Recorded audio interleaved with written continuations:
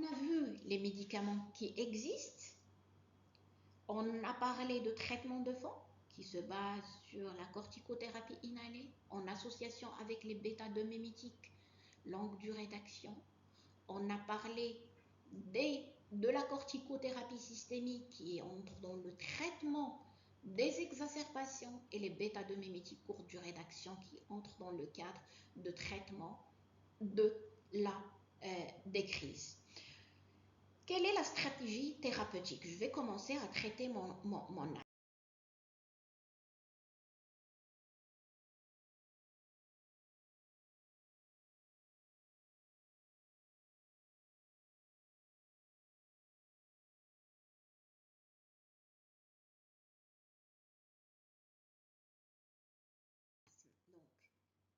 je peux être devant deux situations.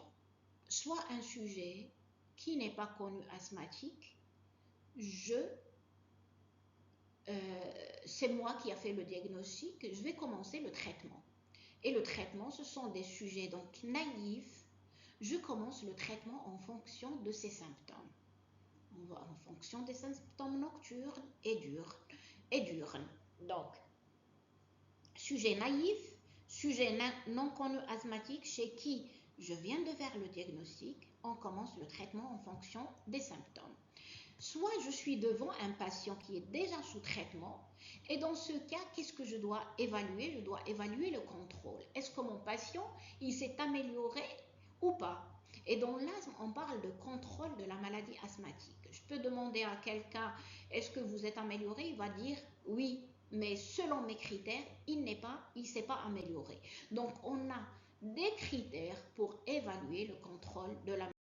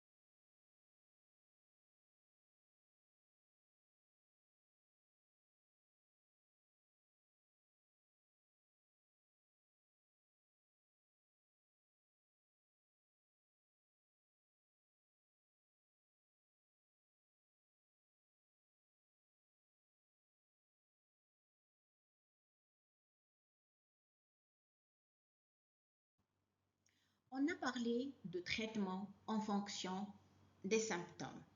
C'est-à-dire, je viens de faire le diagnostic de l'asthme chez mon patient. Mon patient il présente des symptômes moins de 2 fois par mois au cours de la journée. Je vais considérer comme palier 1 et chez ce patient, je ne vais pas donner un traitement de fond. Je vais traiter juste les symptômes par des bêta-2-mimétiques courte durée d'action au besoin ou bien par des corticostéroïdes inhalés faible dose en association au formoterol, donc au besoin. Mon patient il présente 2 fois par mois des symptômes diurnes, toujours 2 fois par mois, mais pas tous les jours. Dans ce cas, je vais donner de la corticothérapie inhalée faible dose. Et cette corticothérapie faible dose, on va revenir à notre tableau. Corticothérapie faible dose, c'est de 250 à 500 microgrammes par exemple pour la beclométasone. Si mon patient est bien sûr comme traitement de fond, mais comme traitement symptomatique, si mon patient il va faire des gènes respiratoires, je vais donner des bêta-2-mimétiques courte durée d'action ou bien des corticoïdes inhalés faible dose et de formoterol au besoin. Si mon patient il présente des symptômes la plupart du temps ou bien il se réveille 1 fois par semaine, je vais donner le palier 3, c'est-à-dire une corticothérapie faible dose en association avec des bêta-2-mimétiques longue durée d'action. Et comme traitement symptomatique, courte durée d'action, bêta-2 courte durée d'action ou bien corticothérapie inhalée faible dose et formoterol au besoin.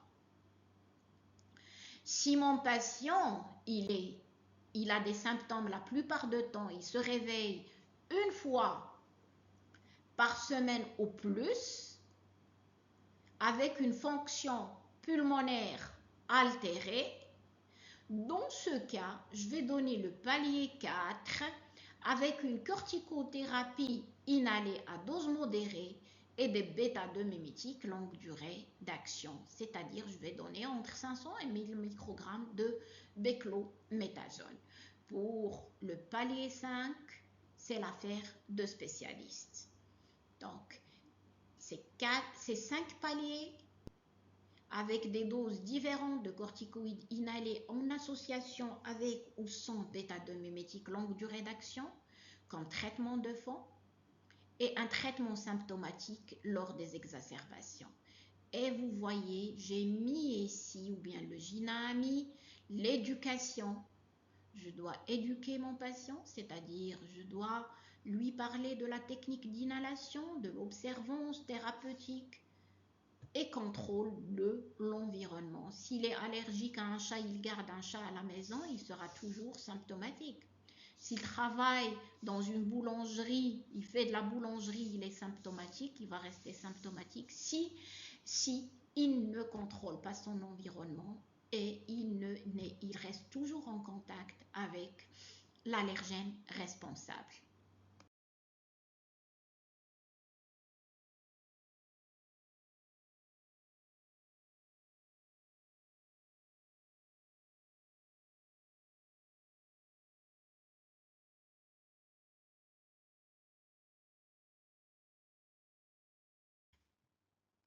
J'ai démarré mon traitement. Comment je vais suivre mon patient? Comment je vais savoir est-ce qu'elle s'est améliorée ou pas? Si je vais lui demander comme ça, est-ce que vous êtes amélioré? Il peut s'améliorer un peu, vous me dire, alhamdoulilah. Mais, alhamdoulilah, c'est alhamdoulilah. Mais, sur quel argument je vais juger que mon patient, il s'est amélioré ou pas? Donc, mon patient, il s'est amélioré ou pas, c'est en fonction des symptômes nocturnes. Est-ce qu'il fait toujours des gènes respiratoires nocturnes, diurnes? Est-ce qu'il a repris son activité physique? Est-ce qu'il a besoin de bêta-2-mimétiques courte durée d'action? À l'examen clinique, quand je l'examine, est-ce qu'il présente des sibilants? Je dois mesurer son débit expiratoire de pointe à chaque consultation avec une prise régulière des médicaments, vérifier est-ce qu'il prend ses médicaments de façon quotidienne. C'est des médicaments qu'on prend chaque jour et on peut devenir non observant. On a marre de ces médicaments. Donc, je dois vérifier est-ce que mon patient il prend ses médicaments. Je dois vérifier est-ce qu'il prend bien ses médicaments, donc vérifier la technique d'inhalation. Je dois lui parler, expliquer c'est quoi l'asthme. C'est une maladie inflammatoire, il a besoin d'un traitement de fond. Il va faire des exacerbations, il a besoin de traitement symptomatique. Comment prévenir ces exacerbations? Il doit éviter les allergènes responsables s'ils sont connus. Et on fait une spirométrie tous les 3 à 6 mois.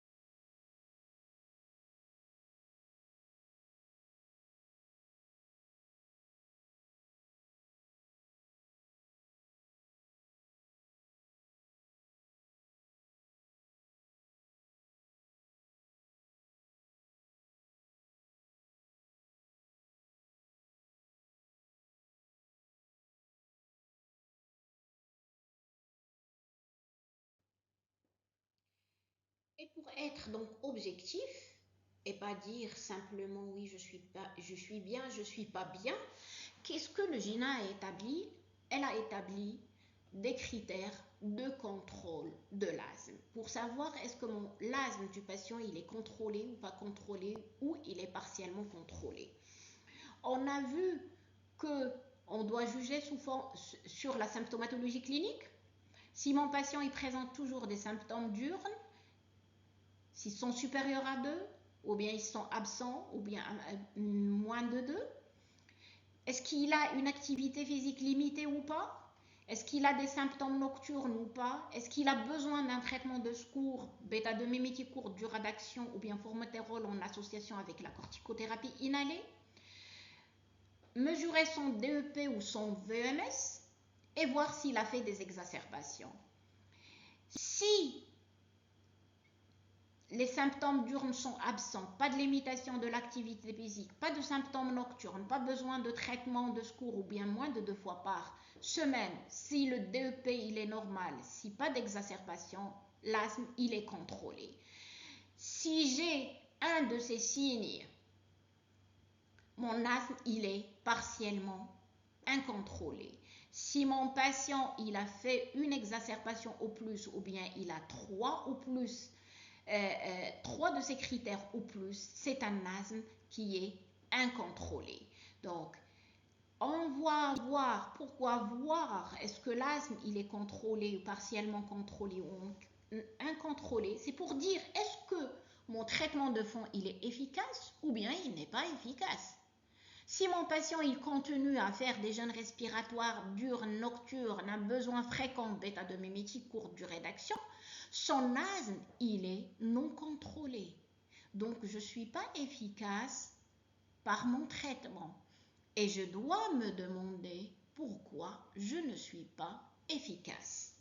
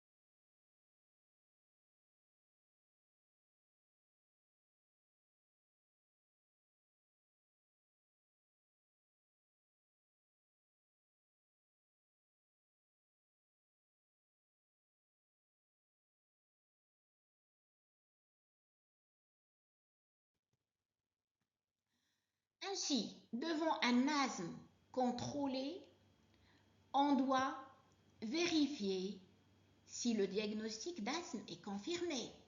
C'est un patient que je vois pour la première fois. Il est sous traitement d'asthme. C'est un sujet qui est non naïf. Il est sous traitement. Ça peut être un palier de 3, 4 ou 5. Mais mon patient, il n'est pas contrôlé. Donc, je dois me demander la première question, est-ce que c'est un asthme?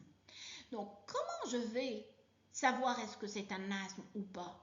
C'est en regardant les symptômes, en vérifiant que mon patient il a déjà bénéficié d'une spirométrie qui a montré un trouble ventilatoire obstructif réversible, qu'il a déjà fait une radiographie thoracique qui était normale.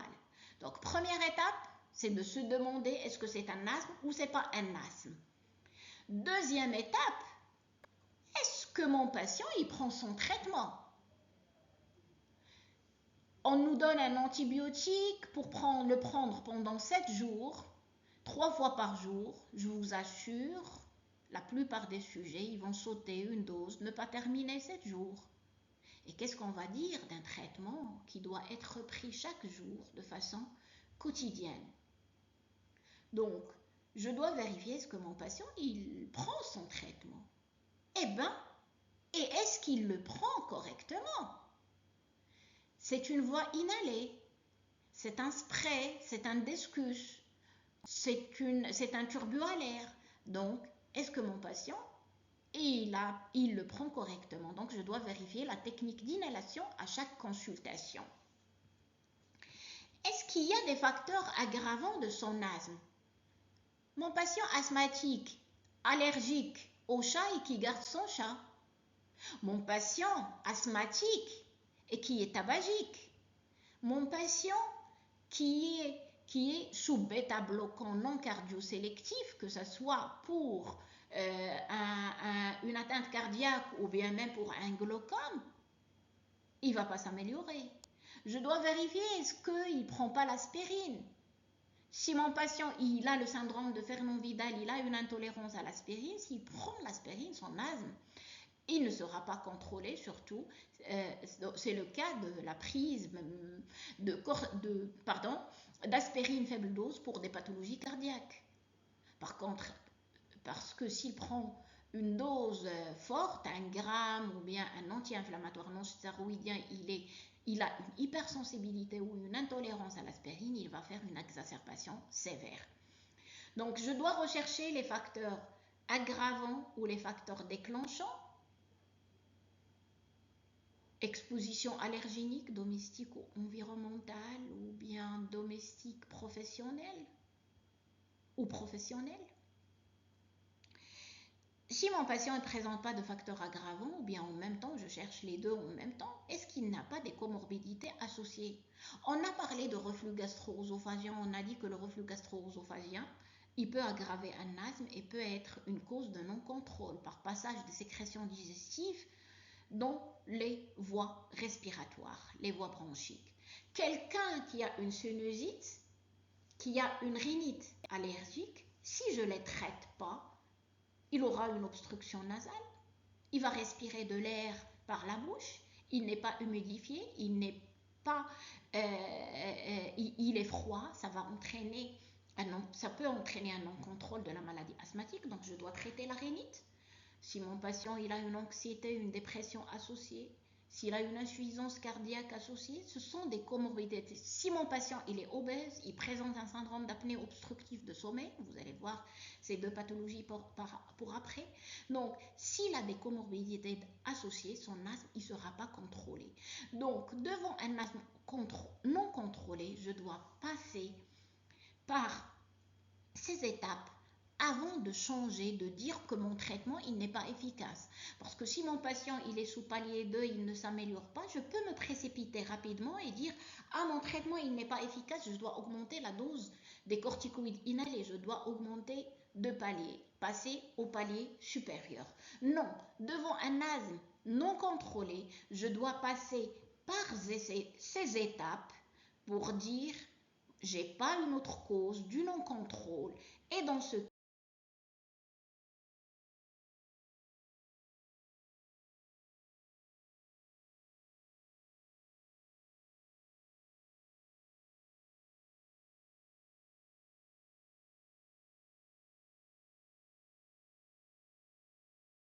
qu'est-ce que je vais faire?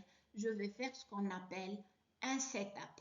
C'est-à-dire, j'ai mon patient qui est sous traitement palier 3, il ne s'améliore pas, il n'y a pas de cause de non-contrôle, je n'ai pas trouvé une étiologie, je devais passer, il était au palier 3, je vais passer au palier 4.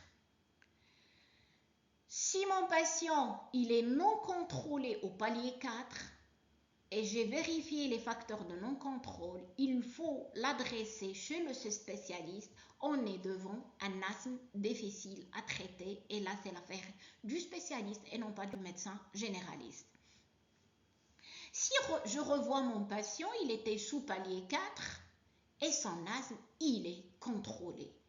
Il ne fait pas de gêne respiratoire, son VMS il est proche de la normale, il ne fait pas d'exacerbation. Dans ce cas, qu'est-ce que je fais? Je vais faire un step down. C'est-à-dire, il était au palier 4, je passe au palier 3. Après 3 mois, je le revois, il est toujours contrôlé, je passe au palier 2.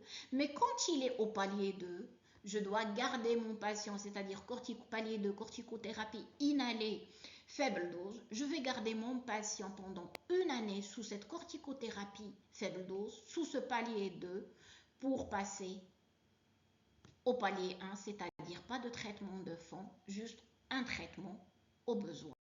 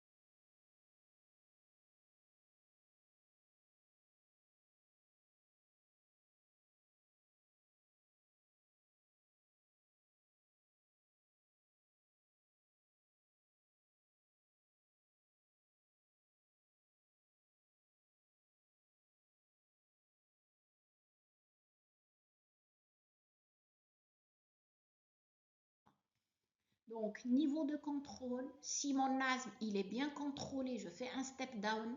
Si mon asthme il est non contrôlé ou bien partiellement contrôlé, je fais un step up.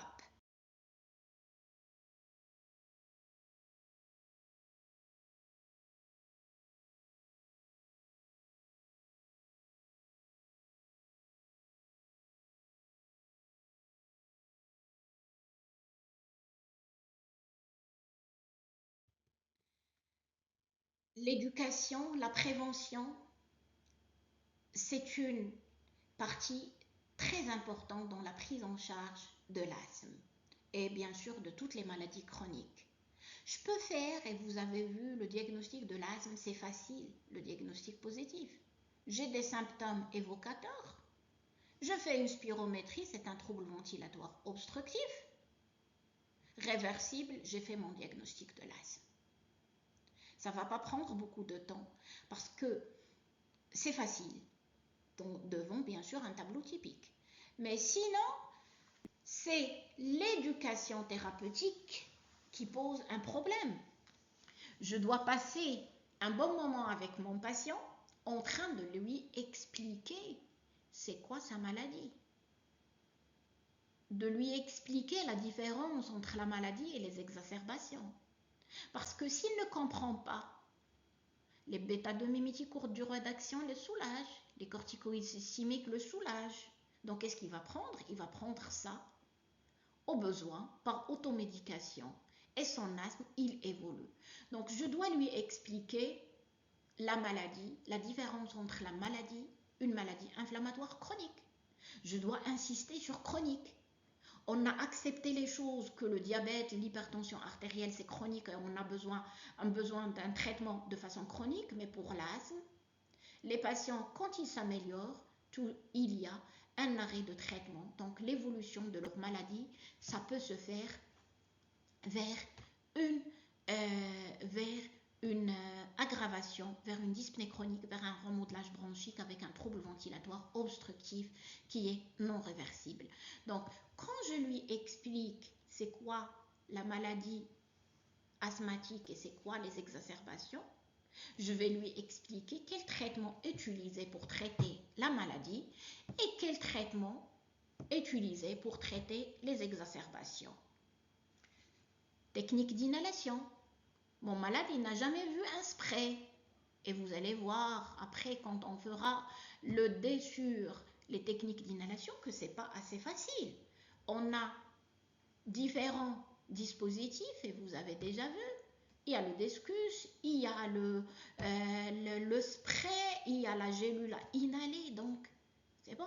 On doit lui montrer comment utiliser le rinçage de la bouche. Si je dis pas à mon patient qu'il doit se rincer la bouche après, qu'est-ce qui va se passer? Il va faire une candidose.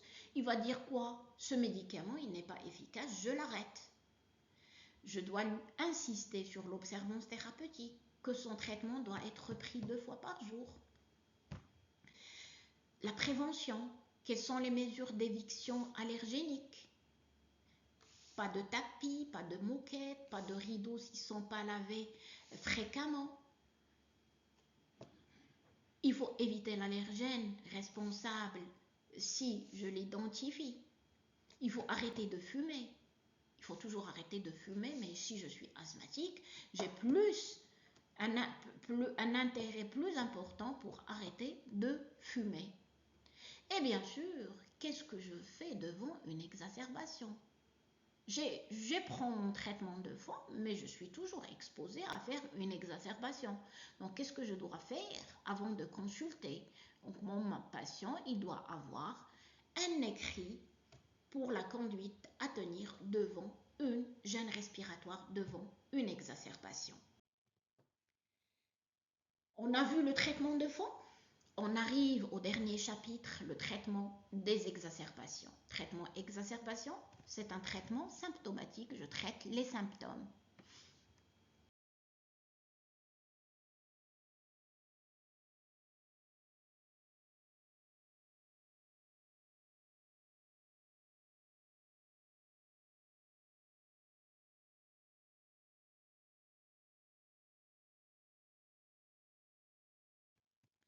Donc, au départ, qu'est-ce que je dois faire? Je dois évaluer la sévérité de l'exacerbation. Et je vais voir et je vais vous montrer le tableau qui va vous dire, juger, est-ce que c'est une exacerbation sévère, légère, modérée? Est-ce que c'est un asthme aigu grave qui peut mettre en jeu le pronostic vital et je dois faire rapidement de le prendre en charge? Préciser le lieu de prise en charge. Est-ce que je vais traiter mon patient à domicile, je lui donne une ordonnance, ou bien je vais le garder en milieu hospitalier? Donc, il faut savoir prescrire un traitement symptomatique en fonction de la sévérité de l'exacerbation. Il ne faut pas être rapide à utiliser des corticoïdes systémiques, mais en même temps, il ne faut pas hésiter à les prendre s'il s'agit d'une exacerbation modérée à sévère. Il faut rechercher le facteur déclenchant. Pourquoi mon patient il a fait une exacerbation? Est-ce qu'il parce qu'il a fait une infection respiratoire, basse ou haute? Il a fait une infection virale ou bactérienne? Et le plus souvent, les infections virales sont responsables d'exacerbation d'asthme. Est-ce que c'est parce qu'il a été exposé de façon importante à l'allergène? Je dis toujours, la Wecher, une dame qui est allergique aux acariens, qui est sensible aux acariens, elle fait le ménage plein de poussière, elle va déclencher une exacerbation. Est-ce que parce que j'ai arrêté mon traitement de fond que je fais une exacerbation? Est-ce que je prends, parce que j'ai pris un INS, je recherche, est-ce qu'il y a une notion de prise médicamenteuse?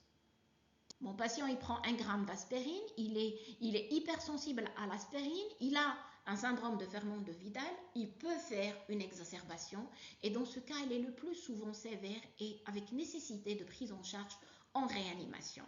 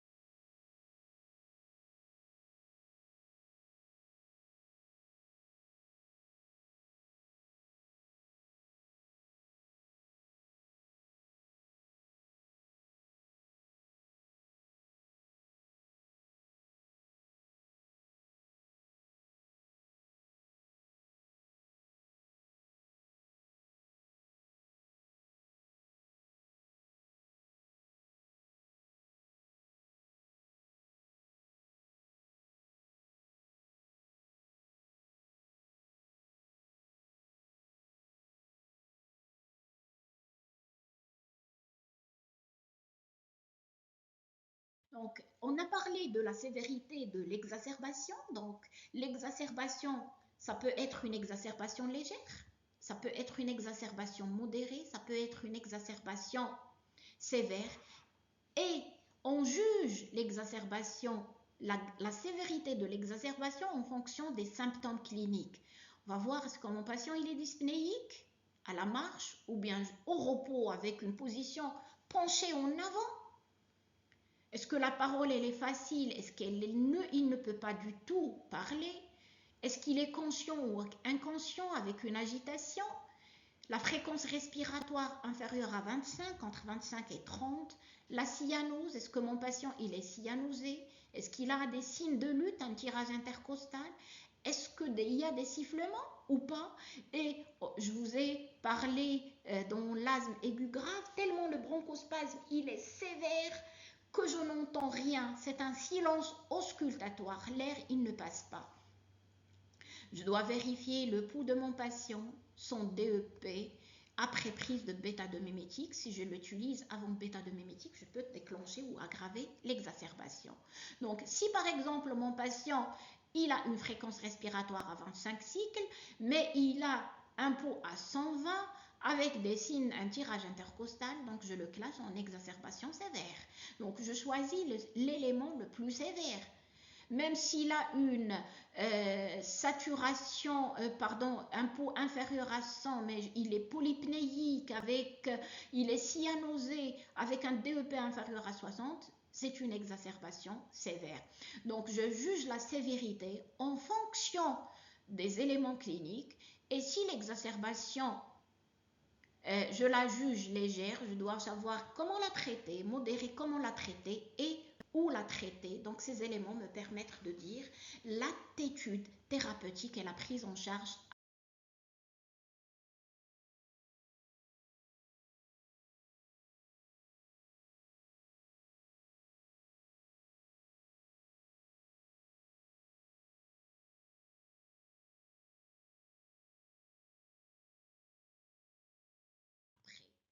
Donc, si j'ai une exacerbation, je juge que l'exacerbation elle est légère. Mon malade, je le traite au centre santé. Il vient me voir au centre santé, au cabinet médical. Je donne les bêta-2 mimétiques. Je donne 4 bouffées en spray toutes les 20 minutes pendant 1 heure. Donc, je donne 4. Puis, après 20 minutes 4. Puis, après 20 minutes 4. Et j'évalue si mon patient, il s'améliore cliniquement, il améliore son DEP, il va sortir avec une ordonnance de bêta-2 mimétique de bouffée x4. On a dit que la durée d'action c'est 4 à 5 heures. Donc bêta-2 mimétique pendant 5 jours avec le traitement de fond. Soit je vais l'instaurer, soit il va le continuer et voir est-ce qu'il était contrôlé ou pas. Je vais traiter la cause de l'exacerbation, s'il y a une cause. S'il y a une infection bactérienne, je la traite. S'il y a une infection virale, juste un traitement symptomatique. S'il y a une exposition, s'il y a une prise d'AINS, je vais les interdire, d'accord? Donc, une éducation. Si mon patient il ne s'améliore pas ou il s'aggrave après ces prises des 4 bouffées toutes les 20 minutes, qu'est-ce que je dois faire? Je vais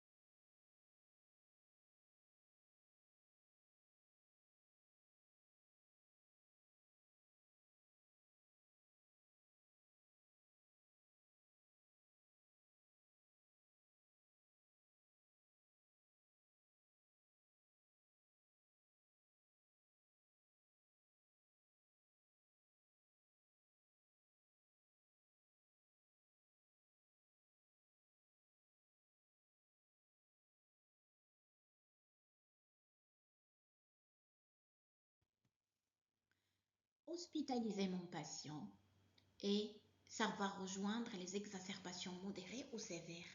Donc, devant une exacerbation modérée, je mets mon patient sous oxygène, je mets les bêta-2-mimétiques 6 bouffées toutes les 20 minutes, je donne les corticoïdes oraux. Je vous ai dit, il ne faut pas avoir la main facile pour les donner devant les exacerbations légères, mais en même temps, il ne faut pas hésiter à les donner dans les exacerbations modérées.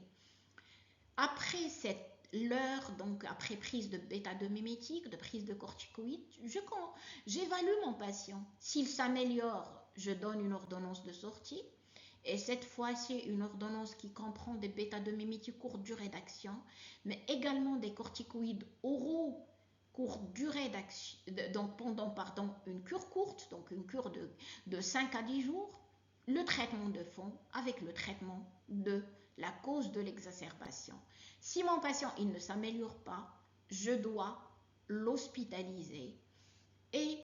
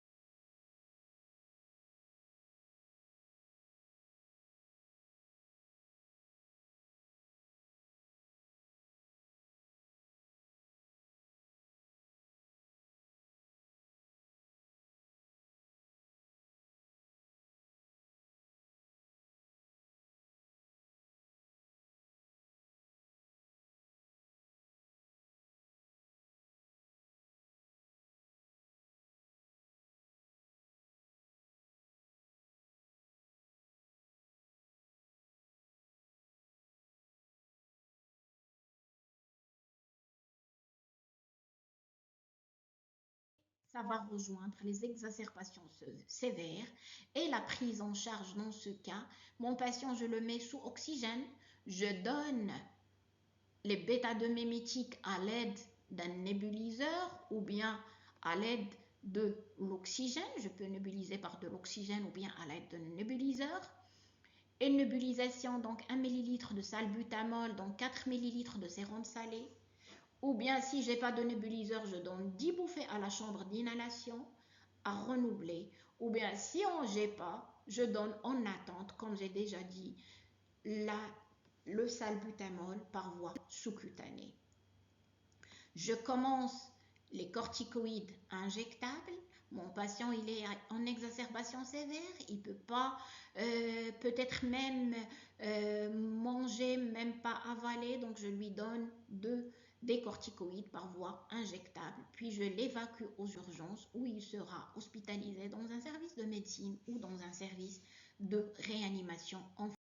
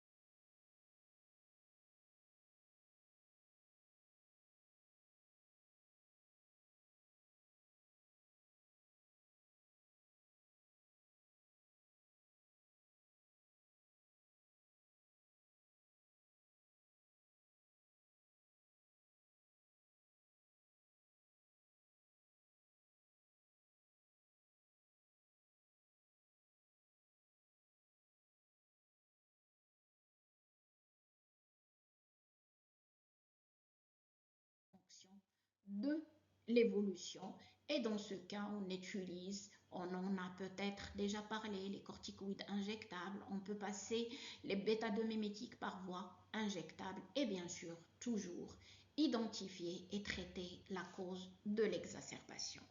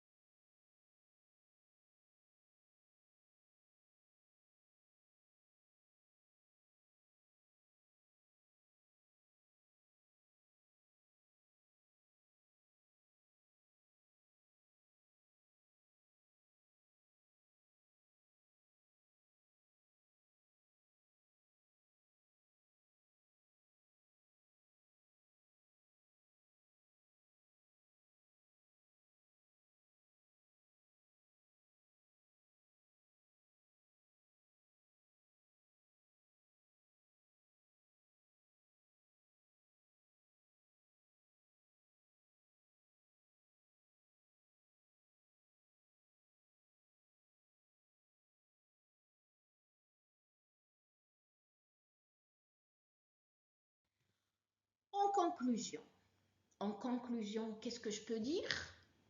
La chose sur laquelle j'ai insisté, l'asthme, c'est une maladie chronique. C'est une maladie inflammatoire chronique. Elle est si fréquente actuellement. Elle est potentiellement grave si je ne la traite pas de façon correcte. Et mon patient pourra faire des asthmes aigus graves qui peuvent mettre en jeu le pronostic vital. Et on a bien vu des jeunes qui ont décédé à cause d'une prise en charge incorrecte de leur asthme. Donc, le diagnostic, il est facile. Une bonne démarche, un bon interrogatoire, un bon examen clinique, une spirométrie avec un trouble ventilatoire obstructif réversible. Je commence mon traitement en fonction des symptômes, avec un traitement de fond de la maladie et un traitement symptomatique des gènes respiratoires, des exacerbations. La bonne prise en charge se base également sur une bonne éducation avec éviction de la cause. Le rôle de médecin généraliste, il est très important dans la prise en charge des malades asthmatiques. Il est en premier lieu le médecin qui sera en contact avec ces patients qui auront des symptômes respiratoires de l'asthme. Il va démarrer le traitement, il va évaluer le contrôle. Mais si mon patient est là, un asthme palier 4, et il ne s'améliore pas et je n'arrive pas à identifier les facteurs de non-contrôle, il doit savoir passer le malade au médecin spécialiste, au pneumologue. Mais aussi, en cas de forme atypique de l'asthme, quand la crise n'est pas typique, quand les symptômes ils sont atypiques, il faut adresser le malade au spécialiste pour prendre en charge ce patient. Ça peut être de l'asthme, comme ça peut être un autre diagnostic différentiel. Et on a terminé le cours de l'asthme. Je vous remercie.